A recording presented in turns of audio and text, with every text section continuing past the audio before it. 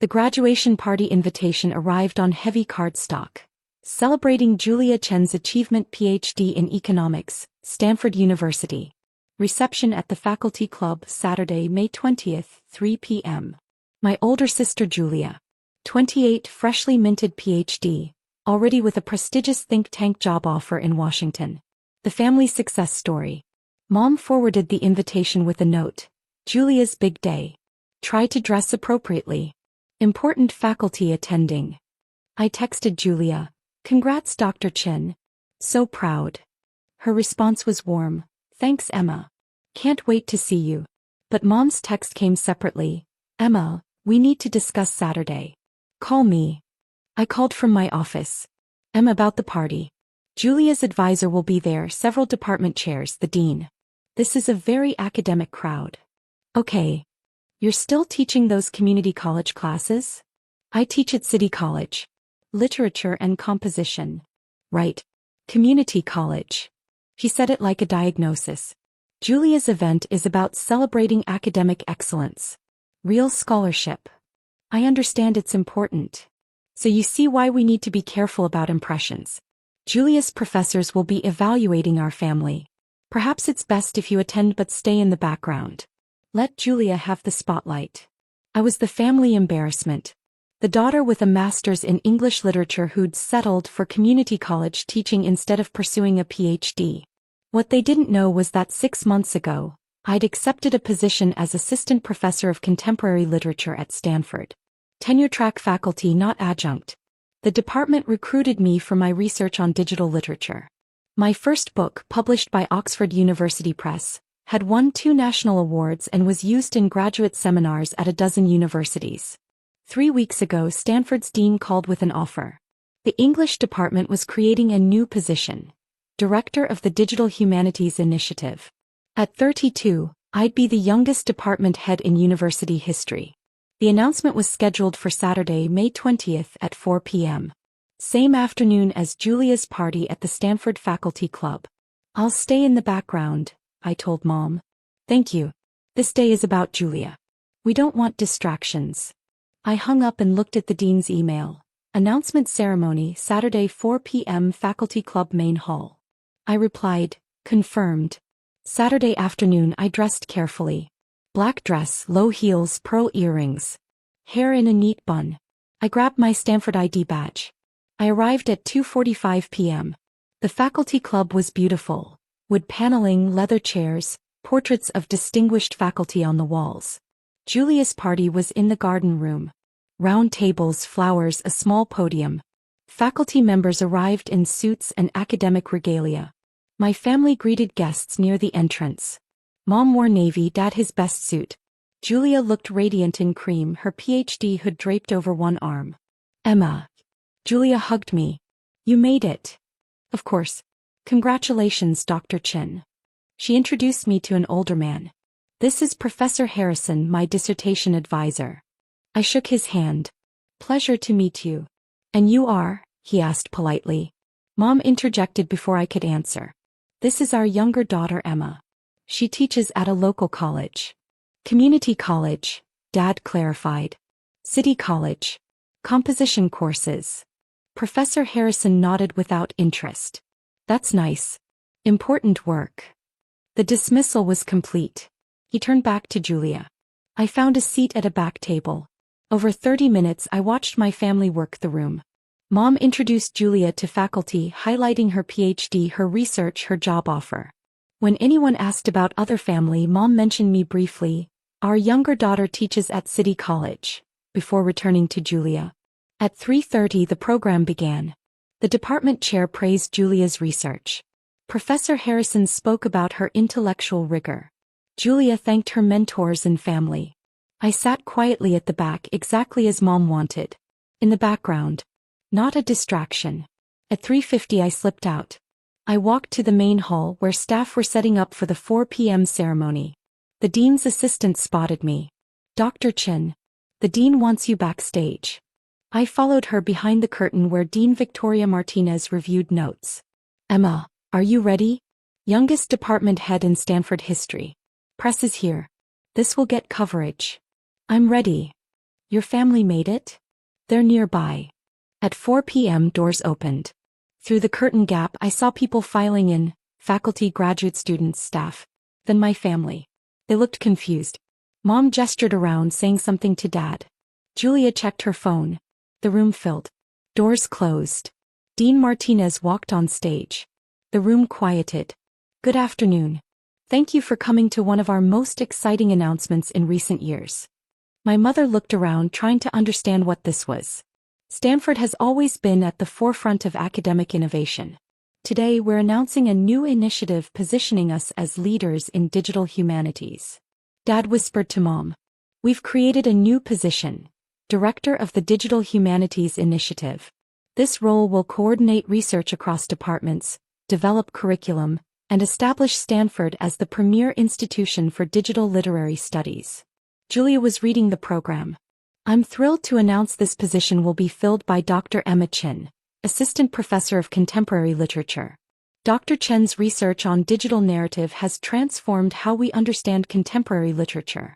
Her book, Narrative in the Digital Age, won the Modern Language Association's prize for Best First Book and the Digital Humanities Award for Innovation. The room applauded. Through the curtain I saw Mom's face go white. Dad's mouth fell open. Julia stared at the stage. At 32, Dr. Chen will be the youngest department head in Stanford's history. Please welcome Dr. Emma Chen. I walked onto the stage. Applause filled the room as I took the podium. I could see my family clearly. Mom gripping Dad's arm, Julia with tears streaming, Dad looking stunned. Thank you, Dean Martinez. I'm honored by this appointment. I spoke for 10 minutes about the Digital Humanities Initiative, interdisciplinary research goals, new courses, technology partnerships, grants we'd secured. I discussed the future of literary studies in the digital age. The audience asked thoughtful questions during Q&A. Department heads congratulated me. Press took photos. My family sat frozen. After the program, faculty discussed collaboration possibilities. The dean made introductions, facilitating connections. Then Mom appeared at the crowd's edge. Emma. Her voice strained. We need to talk. Let me finish here. I wrapped up with a computer science professor, then turned to my family. Julia's makeup was smeared from crying. Dad looked shell-shocked. You're a department head at Stanford? Mom said. Since when? The appointment was finalized 3 weeks ago. I've been faculty here 6 months. 6 months and you never told us? I told you I had a new position. You assumed community college and changed the subject. Julia stepped forward. Emma, your book won the MLA prize. That's one of the most prestigious awards in literary studies. I mentioned I published a book. No one asked about it. We thought you meant some small press, Dad said weakly. Oxford University Press. It's used in graduate seminars at Yale, Princeton, Berkeley. Dean Martinez approached, expression carefully neutral. Dr. Chen, I see family has joined you. She extended her hand to my parents. You must be so proud. Emma is one of the most exciting young scholars in her field. Mom shook her hand automatically. We didn't know she was at Stanford. The dean's eyebrows rose. Really? Emma's appointment was announced 6 months ago in the Chronicle of Higher Education. We don't read those, Dad admitted. I see. Well, Emma's work is transforming contemporary literature understanding. The Digital Humanities Initiative is a multi-million-dollar program. Professor Harrison approached and overheard. Wait, you're Emma Chen? The Emma Chen who wrote Narrative in the Digital Age? Yes. I assigned that book in my graduate seminar. It's brilliant. I had no idea you were Julia's sister. You met me 2 hours ago at Julia's party. When my mother said I taught at community college, you dismissed me as unimportant. He looked embarrassed. Mom found her voice. Why didn't you tell us about Stanford? About being department head. I tried telling you about my work for years. Every time I mentioned research, you changed the subject. When I got Stanford, you assumed community college and weren't interested. But this is Stanford. A department head position. When I was at City College doing the same research, publishing the same award-winning book, you called it settling. You said I hadn't achieved real academic success. You asked me to stay in the background today so I wouldn't distract from Julia. Julia cried openly. Emma, I'm so sorry. I had no idea they were treating you like this. It's not your fault. Mom's face reddened. We didn't know. You didn't want to know. You decided years ago that because I didn't pursue Julia's path, I wasn't successful. You never reconsidered. Dean Martinez touched my arm gently. Dr. Chen, the reception is moving to the terrace. Thank you. I turned to my family. I need to attend. Department heads are expected. Emma, please, Mom started. We should discuss this. There's nothing to discuss. You made your feelings clear. I was told to stay in the background because I was embarrassing. Now you know I'm not, and suddenly you want to talk.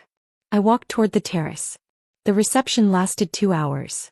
Faculty congratulated me, discussed collaborations, welcomed me to leadership. Press took more photos. The dean introduced me to donors.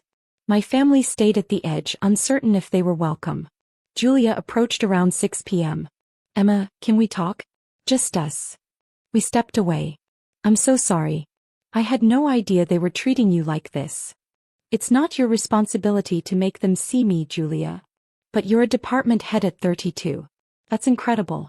And they made you sit in the back at my party. They made me feel like nobody long before today. What can I do? Nothing. This isn't your problem.